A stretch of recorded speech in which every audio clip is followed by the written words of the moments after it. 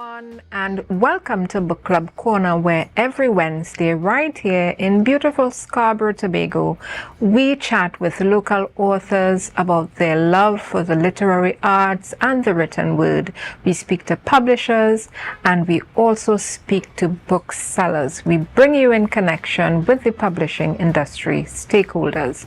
And it is a wet and overcast day here in Tobago. I don't know what the weather is like where you are, but I hope you're staying dry, staying safe. And for those in the Caribbean, our regional brothers and sisters across the Caribbean, even if you're in the diaspora and have family still in the Caribbean, we wish you all the best, especially Grenada, Carriacou especially, as well as some parts of St. Vincent. We wish you the best. We're sending all the help that we can muster. The Caribbean must stick together, and we know that you have been hard hit by the hurricane. We urge those who are in the Caribbean and in the path of the hurricane, because I'm hearing it's heading to Jamaica, to please get as prepared as you can. Get your water, get some, get yourself tuned into the news, get your batteries, get yourself sorted out, charge up your devices, because we know during these times, electricity outages are, the order of the day. So get your devices charged up.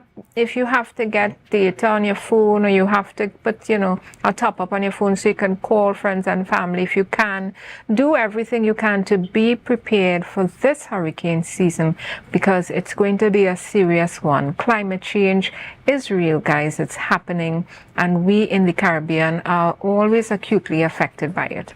So with that being said, we want to get into Book Club Corner today, and those of you who are able to join us today, we want to introduce to some and present to others an author who is none other than Portia Subran. And Portia is the 2024 Commonwealth Short Story Caribbean Regional winner. She's the 2022 BCLF, that's the Bocas Lit Fest, short fiction story contest finalist, and the 2019 Cecile de Jongh Literary Prize winner, as well as the 2016 Small Acts Literary Short Story winner, the 2011 and 2013 Potbake Productions Caribbean Short Story winner. Welcome, Portia. Hi. Hi, we're so happy to have you here with us today. How are you doing?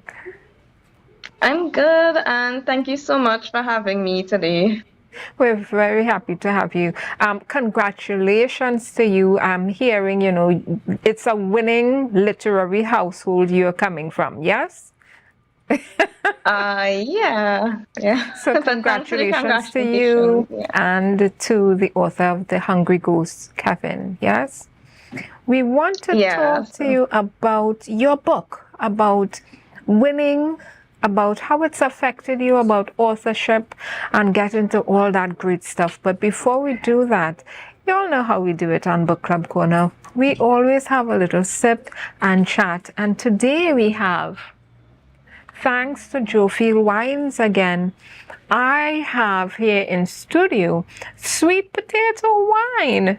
And I know Portia is drinking some tea. Portia, what kind of tea are you sipping on this cold and wet day? The tea that I'm having, well, this is my little teacup. Oh, okay. The tea that I'm having is called English Rose. And it's from a company I like called the Wizard of Chelsea. So it's like a really special tea that I like. It has like real rose petals and stuff in it. So pops. Well, nice. Yeah. Cheers to you and your tea, Portia. But I'm having some sweet potato wine. Let me tell you, I can't wait to get into all that we have in store. But we do the 5 S's of wine tasting on Book Club Corner. We support the local winemakers, we support local industry and entrepreneurs. And we have this, let me tell you, it's really pretty. And it's complementing my outfit, as you can see. So For real. we swirl the wine, right? That's the first S. And then we look at the wine. We look at the wine for the legs when we swirl it. We look at the viscosity and we look at the clarity. And then we sniff the wine. This has a really nice sweet scent. It's really, really... And then we sip and we savor.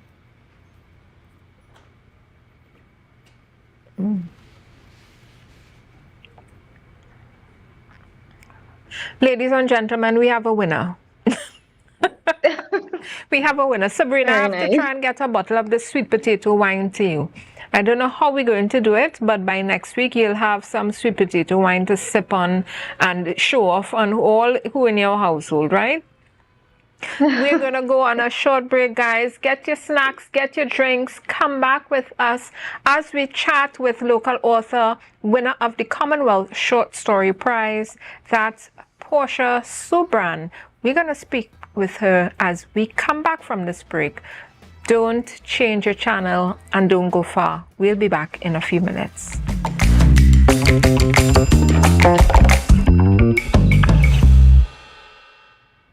And welcome back, viewers across Trinidad and Tobago and the wider Caribbean. And if you're watching on Amplia 102, wherever you may be in Trinidad and Tobago, Dominica or Curacao, welcome to Book Club Corner. Today we're chatting with the amazing award-winning author, Portia Subran. And we're going to be seeing just a clip of some of her work and her journey into this Commonwealth short story submission.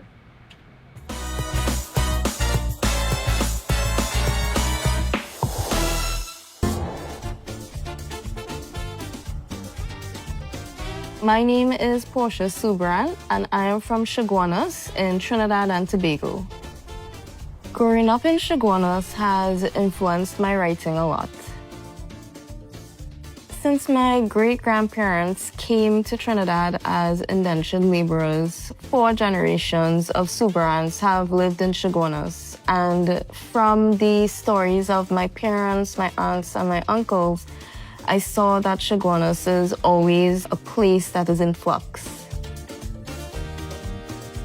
The short stories and poems that I write are mostly set in Chaguanas during the 1900s and today, and it reflects its ever-changing landscape. A lot of old talk and conversations have infiltrated this story, but one memorable moment I have as a child, current had cut off, and while we were waiting for TNTech to come and give us back the lights, my father told us the story of how electricity first came to Chaguanas. They were shown a film called 58. That was such a cute video. You know, you bring to life Chaguanas in a very real way. You know, I love the photos of the market and the vendors. And that's one of the things that the Caribbean is known for. You know, it's market day when, you know, you have your fruits and your vegetables out and you get your meat. Listen, you bring to life certain things that we may not know about Chaguanas, you know, other than knowing Chaguanas for great deals, right? Because my cousins came from Barbados, and I took one of them to Chaguanas because he said, I have to get that, you know, I have to get a nice sneakers. And I say, oh, good boy. Well, we had to go Chaguanas for good deals, and I took him to Chaguanas. Yeah. Other than good deals and, you know, friendly people and always bustling and some entrepreneurship, you know, what is it about Chaguanas, your home, that really made you feel that you wanted to have this story based in Chaguanas and have the characters based in Chaguanas? Well, like I was saying in the video, since my ancestors came to Trinidad, we've been living in Chaguanas for the past 4 generations. So that would be from my great-grandparents, my grandparents, and and now my parents and then me and my husband, we live in Chaguanas. And the reason why I wanted to write about Chaguanas is how how it has changed so much. So from the stories of that my father would tell me, and then watching it transition from when I was a child, and now how it is, where I'm an adult and I'm seeing it's like really, really business centered. But sometimes my dad and I we would be driving, and he would actually point out to places, and he would say, you know, this building here where they have this big shopping place, this is where it had fields of coconuts. Or where they have this government building, this is where we used to have the bisons come to drink water. And I just love Shogunas, and you're right, the people are very kind. It does have a lot of deals and stuff, but it also is part of my heritage. Yeah. Hear me, Sabrina. Portia, I'm rechristening you, girl. When No, we I think talk like my about last name and my writing, first name. yeah, not at all. I can hold my liquor. When we talk No. about writing, it's a solitary endeavor, and it's a journey into ourselves, out of ourselves, into the community. It's such a journey that brings out certain things about ourselves that we may not even know. While you were writing this short story, right, about these brothers in Chaguanas, is there anything that you came, that epiphany about yourself, that self-realization? Did this journey of writing this story bring about any epiphanies for you about yourself, about your community, your family? Well, I think it's really good that you point out that although writing is solitary, the community influences it a lot. The environment that we're in, it really contributes to the way in which we develop the story. Everything we've experienced, it comes out on the page. So while I was writing, I guess the epiphany I was having was that characters are the most interesting when you sort of put them into a situation where they do something that was totally uncharacteristic for them to do. So it's like we can't predict how a certain incident is going to influence the actions of the character. And I think we're all very vulnerable to our environments, and you never know what is actually going to make you or break you. So I think characters are not black and white. I think people are not black and white. I think we're all shades of gray. We have we have a good bit of good in us, and we also have some bad in us, but it's really what in the end is going to pull that bad out. Yeah. That is an important realization that a lot of us don't come to till perhaps later in life, or perhaps never for some, that we as human beings are so multidimensional and so complex. We live on a spectrum. We're not one thing only or another. We kind of live in that extreme from good to bad, and then shades of gray in between. You know what I mean? Based on your intentions. Yeah. And we always try to stay in that good side as much as possible, but things happen. You have to react. You have to, and one of the good things about understanding ourselves is self-acceptance. Even if you may not be a Mother Teresa 24 hours a day, you should accept yourself, even for the flaws, and try to do better. You yourself are a multidimensional artist. You don't just write. Yeah. You do art as well. So, and I saw some of your art. It's just phenomenal. And I think we have to share some of your art with the public. Let's have some of your art. I just want to show and tell us what's happening in the art as we're looking at it.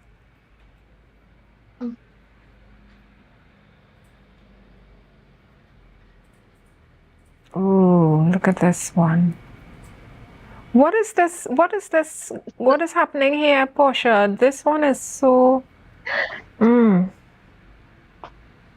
So this piece is called Tricanal, and I drew it after there was, well, you would know, like, we have a lot of domestic violence, and I just wanted to turn the weapon that was used against a lot of women into a sort of like a icon of empowerment. So she's taking that cutlass that is usually used by abusers, and she's wielding it as her own strength, as her own weapon. And that is more or less what it is. And I always put like a lot of greenery or plants, like local plants we'd see around, into. I just try to integrate it somehow, and I usually put in the hair. So that is why it's all verdant and green. Well, not actually green, but full of foliage and plants and stuff. I really love this piece. That, as my mother used to call it, that puya speaking to me, Portia. Because we had one, after my father passed away, my mother sharpened the puya and put it behind the fridge. And she would remind us it was there on a frequent basis, not to use it on us, but just to say, you'll have to be afraid. We're weaponized in this house, right? We're good. And it was 3 girls and her only in the house after my father passed away. So that puya, let me tell you, we know that features so strongly in Caribbean, life. We use it for everything. If you had to cut a coconut, if you had to cut up mango, if you have to do everything with this cutlass. I love that one. Let's see another.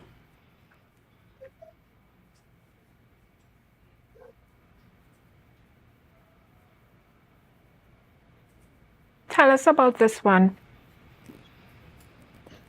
So this piece, it's basically what in my mind I call part of my goddess series, where I really think that the environment, the flora, and all of that surrounds us in the Caribbean, it feels so much more than just plants. It feels like something celestial to me.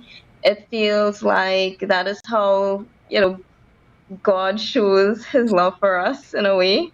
It's not strictly religious, but I feel like there's that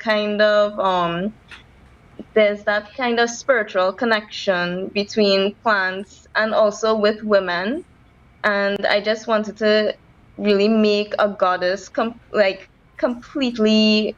Most of her is made up of a lot of foliage, a lot of trees and leaves, and it's just coming down, encapsulating her. So that is how that one is. And it has like banana leaves, and I think it has like the suhari leaves, and in between there all these different vines that give us like fruits and vegetables. So I just wanted to put that into that image. Let's have the other 2 images, and Portia, you'll tell us about them as well. Yeah.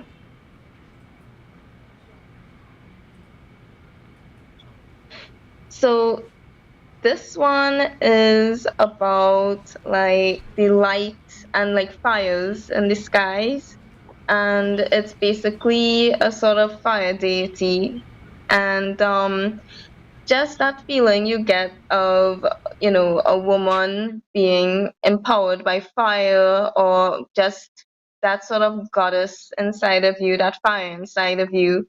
And even though she looks very, very serene, it feels very powerful. And there's a lot of because of the brightness of the red and everything, it just feels. I just enjoyed creating it because it gave me that feeling of strength within a woman, and sort of like strength as a goddess, because her eyes are gold as well. So I remember just really, really enjoying this piece, and when it sold, I felt so sad to see it go. But yeah, this one is Fires in the Sky. Really enjoyed doing this one.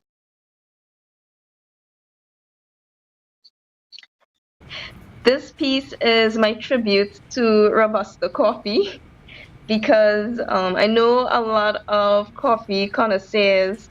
They're really they are really into Arabica. And Robusta is what a lot of us would have grown up with like Hong Wing and stuff. So I wanted to make my own version of a coffee goddess.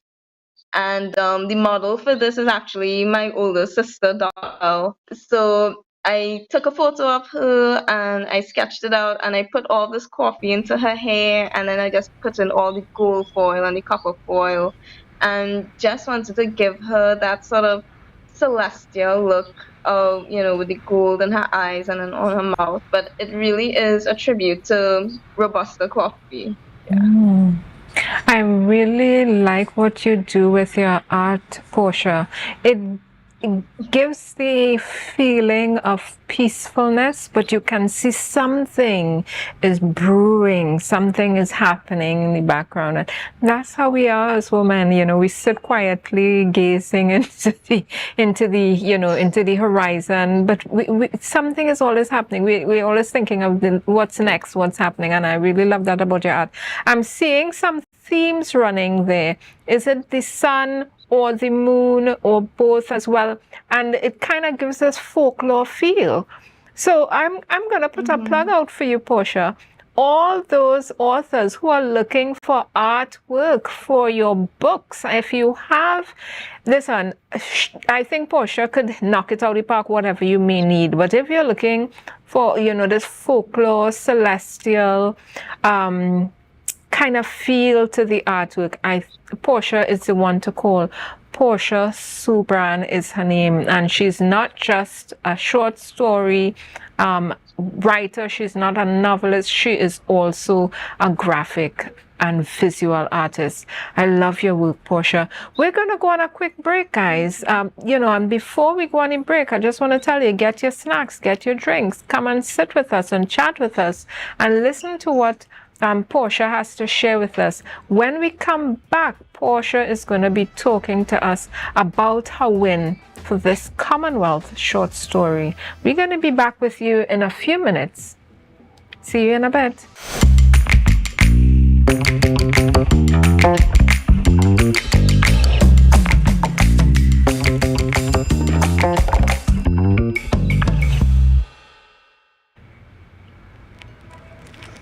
Welcome back, Trinidad and Tobago and the Caribbean, and those who are watching us further afield.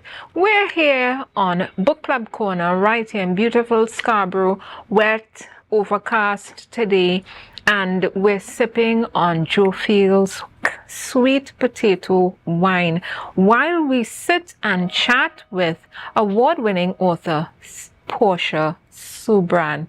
Thank you for being here with us. And we're back chilling with Portia. Portia, you have so many accolades to date, right? When we were reading out all the accolades this morning, I was like, oh boy, look at thing this girl do now. As a writer, what motivated you to submit your work for these competitions, these writing contests? What was the pivotal moment where you say, you know what, I'm going to submit something? Or did somebody push you to do it? Did you get encouragement, or was it something you wanted to do to share your work? Well, I think when you're writing so much, you want to get a sort of platform to put it on. And I think competitions sort of help in two ways. You get the platform, but you also get some validation that you're going down the right way with your work. And so I had all these short stories, I had all this work, I also had like all these ideas. So I started looking for competitions, I think around 2010. I had just done a university course with Dr. Mulhaj, and I'll never forget that course. It was really life-changing. She really helped me find my voice. And I had all these stories, and there weren't a lot of competitions, but there was one by Potbake Productions. So I sent in my story, and they gather stories for 2 years. So theirs is every 2 years. And when I found out that I won, I couldn't believe it. It was really, really validating. It was really great. And from then I was like, I could do something with all these stories. Like, I may not have enough right now to try and get a publisher. And even back then, I wasn't sure how publishing would work. So I kept on looking for different opportunities. And, well, there was always the Commonwealth one. And then there were other ones like Small Axe and so has a lot of opportunities as well. And there was recently the Brooklyn Caribbean Lit Fest. They started their competition. So it was just really fun for me to have places to put the work out there for it to be published online or in a book, in a volume, so that other people could read it and check it out. And it's validating because it helped me write a lot more. It helped encourage me to write. Listen, you hit on so many important notes as a writer. One, you said when you're writing so much, and authors out there, I know sometimes your day is busy. I know you may be doing other things beside writing, but have you written today? I'm putting that out to you. Have you written today? Take some time, not just today, but every day. Carve out a little time, 10 minutes in a day, if that's all you have. Carve out some time to just write. Portia, I know it's, as writers, I mean, I'm not as prolific as you, but as writers, we always have a hard time trying to find that time, that quiet time when we are inspired, when we feel like the story is right there, like somebody's telling you the story in the back of your mind and you just have to write it down. Tell me, for you, what authors inspired you, and do you have a particular style or a particular author that you really liked? You talked about Merle Hodge and the course you did with her and how life-changing that was. But tell us one. What's your favorite book to read? And what inspired you? What author would have put you probably in a mindset to say, I want to write about our Caribbean stories? Well, definitely. I've always felt like writing, and I always wanted to be a writer since I was 8 years old. And I really think that was a push of my standard two teacher, Miss Rohit. She really she made reading and writing really fun. But when you ask about what made me want to write about the Caribbean, I don't think I was really writing about the Caribbean until I did my course with Merle Hodge, because she gave me a new appreciation for dialect, and she gave me this this kind of pride in looking at the world and putting it down as I saw it. So I was writing a lot of fantasy things I was reading when I was a teenager, but only when I became an adult, like I guess when I was 18, 19, that is when I really started writing more about Trinidad and more about experiences or observations. But I'd have to say overall my favorite writer, well, since I was a child, is Somerset Maugham. And the way he writes, he is very clever, straightforward, but he also plays with human nature in that way that I love, where people make decisions that are not necessarily the ones you think they should make. And while you're reading, you're probably saying, why are you doing this? What is happening? So if anybody is interested in reading something by Somerset Maugham, I'd recommend The Painted Veil. It's such a beautiful story, and it's set in China, and he really, you think the story is going one way and you think the characters are going one way, but it definitely turns itself on its head coming down to the end. So I think just writers who kind of I don't know, they just really pull me in with the characters. Those are the ones who I really, really enjoy. And there's another writer I just want to point out. It's Edgar Mittelhauser. And I would recommend A Morning at the Office. And the reason why, when I read this, I had no idea what would a sense of dynamics with colorism and race relations in Trinidad back in the 1940s, because it's set in Port of Spain during one morning at an office, and it was really interesting, and it makes me think that we have come a long way, where we're multicultural, and the way in which we treat each other. I couldn't believe people treated each other like this. But you have to take fiction with a grain of salt. But I thought it was very interesting. Yeah. It's amazing the way you are able to explain these authors. Now I want to go and get the painted veil. I want to go and get it. And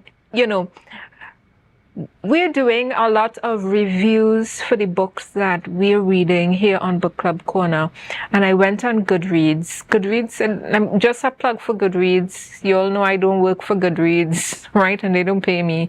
But Goodreads is such a good platform for authors to get reviews and for readers to give reviews, because it's one of those platforms that you don't have to have purchased the book to be able to give a reviews, unlike Amazon, right? You could only give a review if you bought something from Amazon. But if you bought a book at a local bookstore, or you got a book at the library, or a friend gave it to you, you can still go on Goodreads and give a review.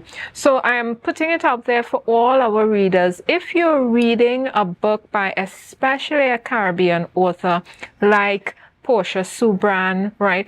We want you to go on Goodreads platform and give the books that you're reading a rating and or a review. This helps authors, be seen, and it helps readers figure out if they want to read that book. And we want to make sure we promote the Caribbean, we promote our Caribbean voices, and we support our local authors. Portia, tell us where we can get your books, because you write short stories and they're printed and published in anthologies. Where can we get the anthologies that you've contributed to, and give us some of those names, like Jewels of the Caribbean?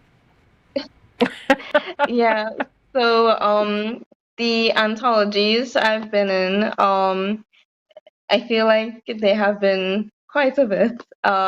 So Jewels of the Caribbean is one, and I believe you could get that on Amazon. A lot of them you could get on Amazon, and the most recent one I've been in is Black Light Void, and that one is available in paper-based bookstore, as well as I believe on Amazon.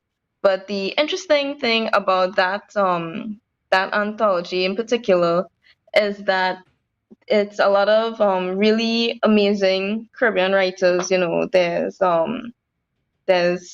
Barbara Jenkins, and there's also Amilcar Satanan, sorry. And we were all asked to interpret paintings by a single Trinidadian artist, Eddie Bowen.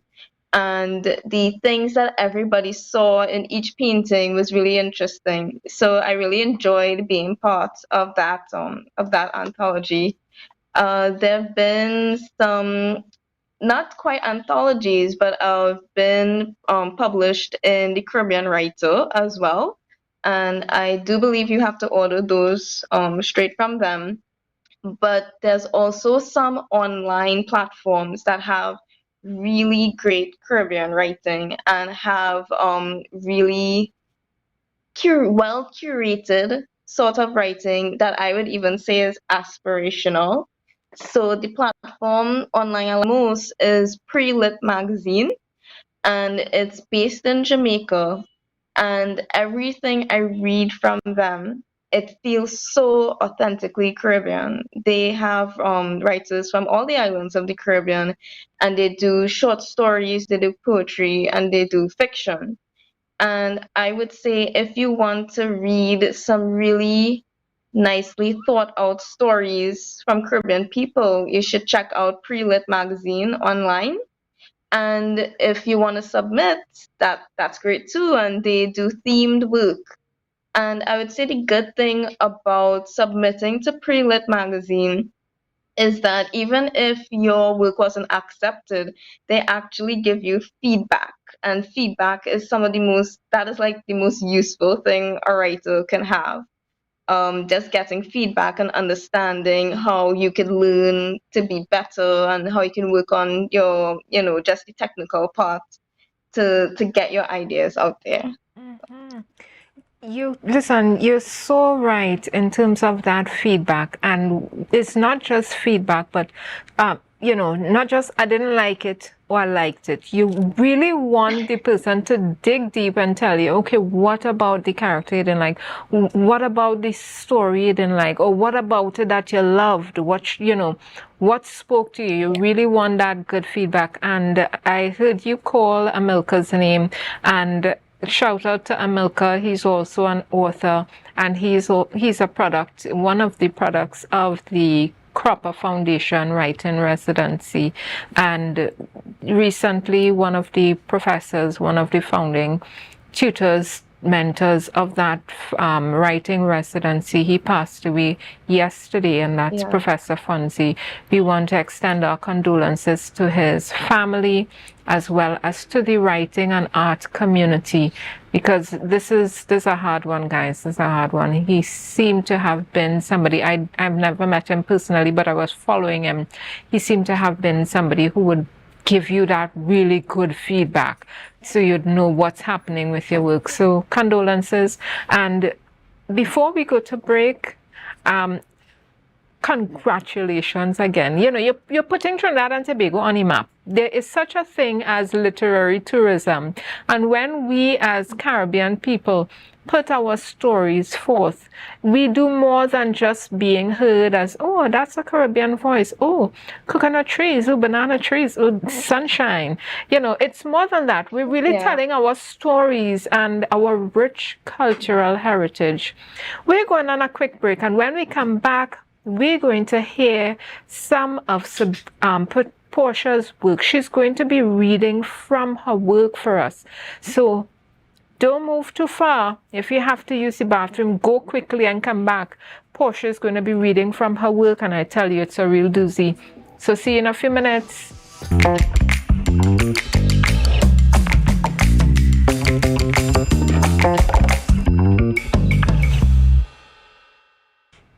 And we're back in beautiful Scarborough, Tobago. I hope you all are enjoying the weather, those of you who have not been affected by the hurricane and storm watch. And I also hope that those who have been affected are getting the help and the aid and support that you need. And condolences to anyone who has lost anyone recently, whether it's just through the storm watch. Condolences to Professor Fonzie's family. We're getting back to Portia Subran. She's going to be reading for us right now. And let me tell you, get comfortable, ladies and gentlemen. You all know two favorite times of Book Club Corner, when I'm sipping on some wine and I'm getting ready to.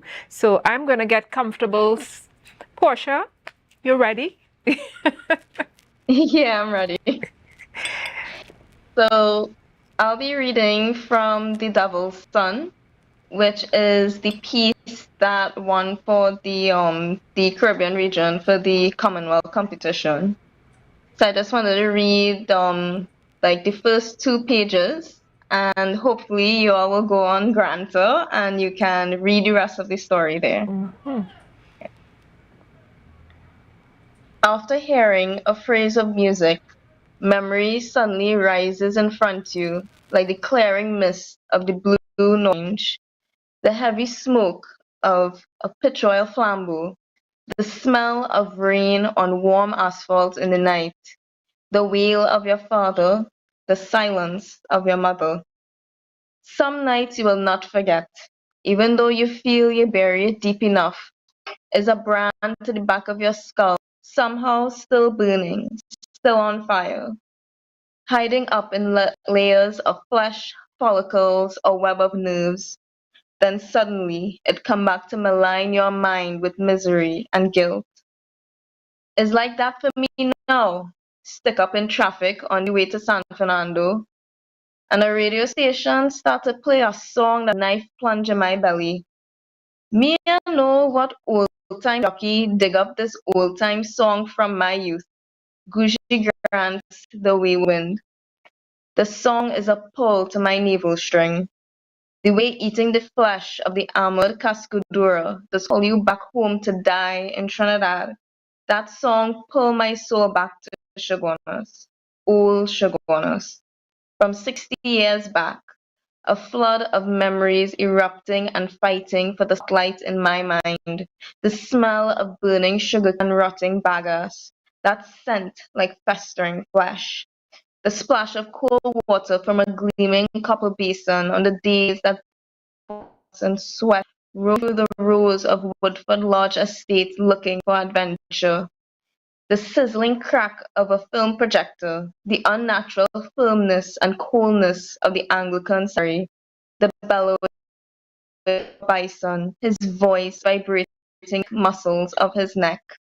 The Shogunas I did only know about was from the 50s, when a talk that started up about electricity coming to the village.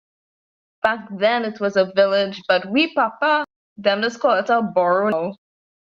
To help me understand what this electricity mean, they had was to set up a Delco generator and a silver screen in the Wood Lodge cricket field to play a film.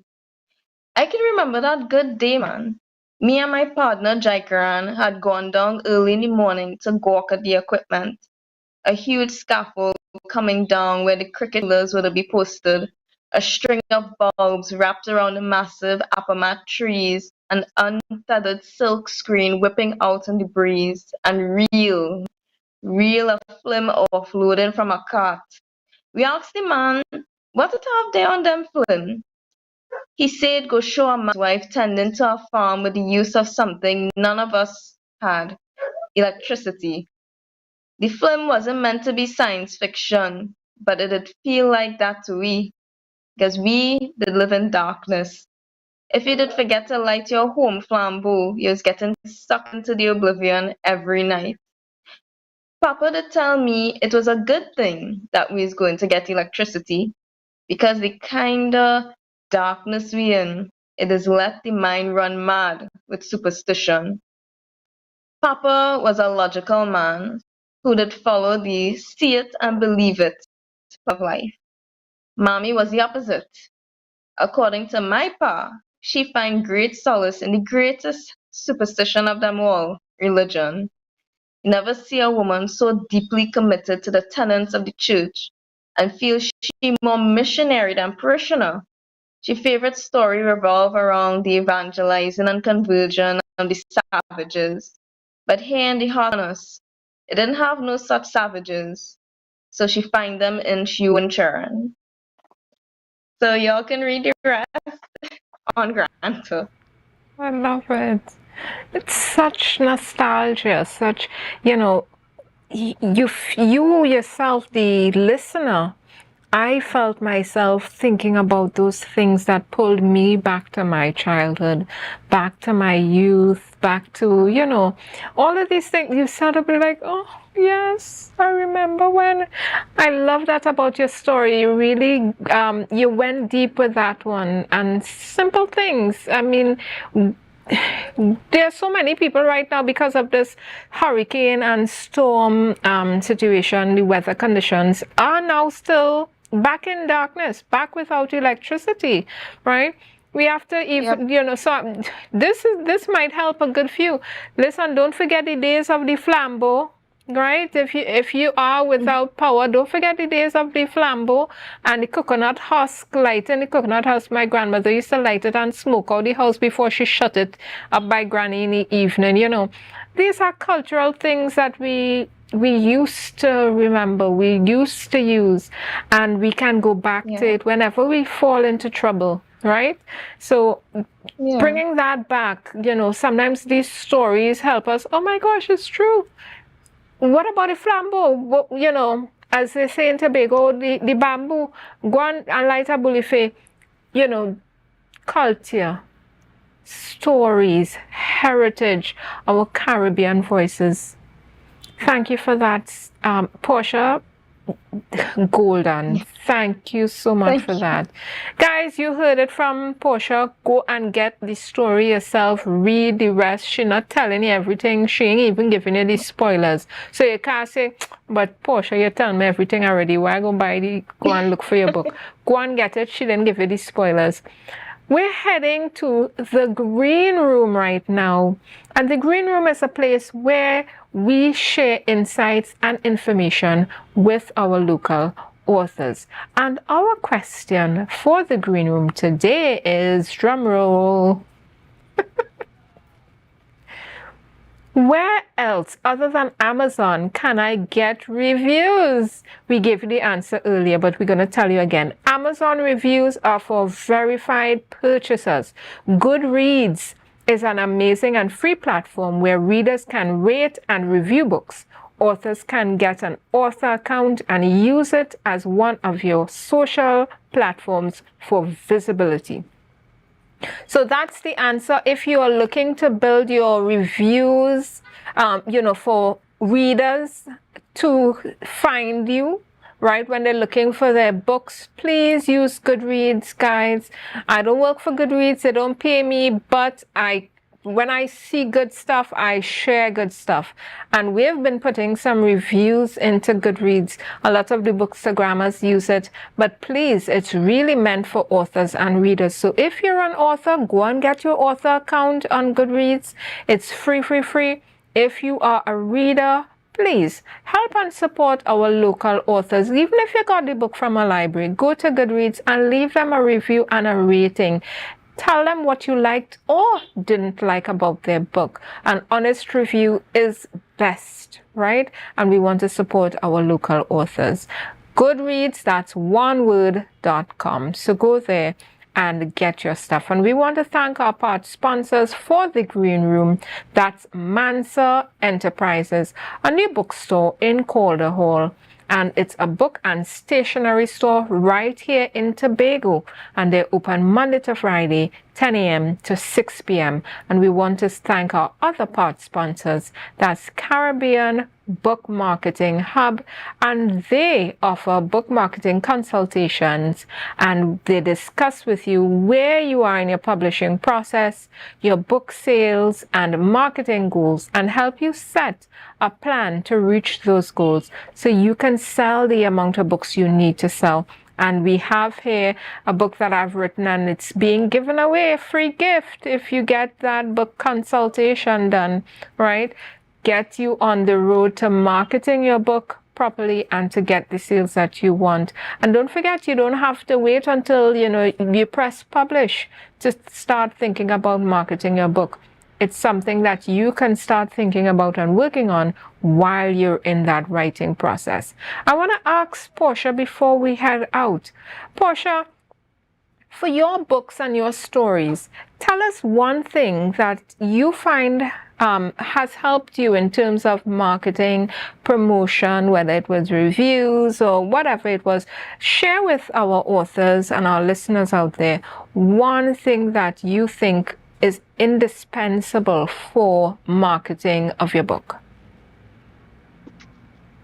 Well, I think it would be sort of like this, having like interviews with writers. I think writers need to actually go to physical events because I think hearing a writer read their work, that is what pulls people to sort of go out there and buy the book.